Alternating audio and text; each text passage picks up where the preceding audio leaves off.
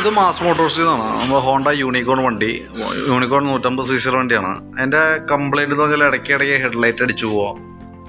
മെയിനായിട്ട് അതാണ് കംപ്ലയിൻറ്റ് പറഞ്ഞത്. പിന്നെ എന്താ വെച്ചാൽ ക്ലച്ച്, ആക്സിലേറ്റർ കേബിൾ അതൊക്കെ ഒന്ന് ചെക്ക് ചെയ്യേണ്ട പറഞ്ഞിട്ടുണ്ടായിരുന്നു കേട്ടോ.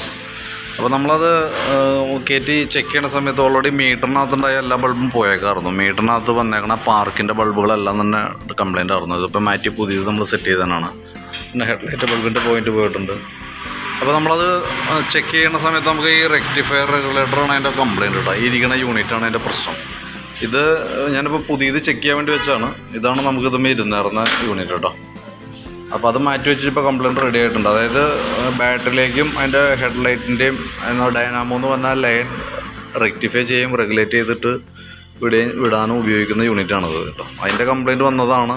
ഈ ഹെഡ്ലൈറ്റിനകത്തേക്ക് ഓവറായിട്ട് കറണ്ട് കയറി ചെല്ലുകയും ഹെഡ്ലൈറ്റ് ബൾബ് അടിച്ചു പോവുകയും ചെയ്യുന്നത്.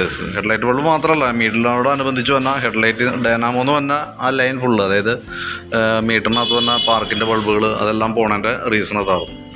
അപ്പോൾ അത് മാറ്റി കഴിയുമ്പോൾ സംഭവം റെഡി ആയിട്ടുണ്ട്. നമുക്ക് റെഗുലേറ്ററിൻ്റെ റേറ്റ് വന്നത് 1057 രൂപയാണ് ഐറ്റത്തിൻ്റെ മാത്രം വില കേട്ടോ. 1057 രൂപ തന്നെയുണ്ട് ഈ ഐറ്റത്തിന് മാത്രം. പിന്നെ നമുക്ക് അതിൻ്റെ ബൾബുകളൊക്കെ മാറ്റിയിടാനാണ്. മീറ്ററിനകത്ത് പറഞ്ഞ ബൾബുകളൊക്കെ ചേഞ്ച് ഇടാനുണ്ട്. ആക്സിലേറ്ററിൻ്റെ കേബിൾ നമ്മൾ ചെക്ക് ചെയ്യുമ്പോൾ ആക്സിലേറ്റർ കേബിൾ ടൈറ്റ് കാണിക്കുന്നുണ്ട്. ക്ലച്ചിൻ്റെ കേബിൾ കുഴപ്പമില്ല, ആക്സിലേറ്റർ കേബിൾ ടൈറ്റ് കാണിക്കുന്നുണ്ട്. അപ്പോൾ ആക്സിലേറ്റർ കേബിൾ ഒന്ന് ചേഞ്ച് തരണം. അതൊക്കെയാണ് മെയിനായിട്ടുള്ളത് കേട്ടോ. അപ്പോൾ ഞാൻ അതിൻ്റെ ഏകദേശം ഒരു എസ്റ്റിമേറ്റ് നോക്കിയിട്ട് അതിൻ്റെ ഡീറ്റെയിൽസ് ഒന്ന് വാട്സാപ്പിലേക്ക് സെൻഡ് ചെയ്തിട്ടേക്കാം കേട്ടോ. അപ്പോൾ നോക്കിയിട്ടൊന്ന് വീഡിയോ ഉണ്ടാകുമ്പോൾ നോക്കിയിട്ട് ഒന്ന് റിപ്ലൈ ഇടണം കേട്ടോ. കാരണം എന്ന് വെച്ചാൽ നമുക്ക് ആ ഐറ്റത്തിന് മാത്രം ആ റേറ്റ് വരുന്നുണ്ട്, പാർട്സിന് മാത്രം.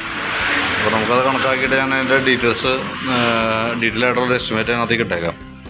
ബാറ്ററിയുടെ കാര്യങ്ങൾ നമ്മളൊന്ന് ചെക്ക് ചെയ്തിരുന്നു. ബാറ്ററിയിലേക്ക് കയറുന്ന വോൾട്ടൊക്കെ കറക്റ്റാണ്. അപ്പോൾ നമ്മൾ വണ്ടി സ്റ്റാർട്ട് ചെയ്യണം.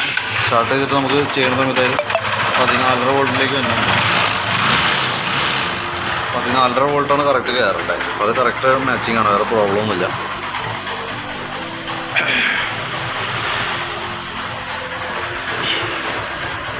അപ്പോൾ നോക്കിയിട്ടൊന്ന് റിപ്ലൈ ഇടണം കേട്ടോ. അതനുസരിച്ചിട്ടാണ് നമുക്ക് വർക്ക് കംപ്ലീറ്റ് ചെയ്യാനേ.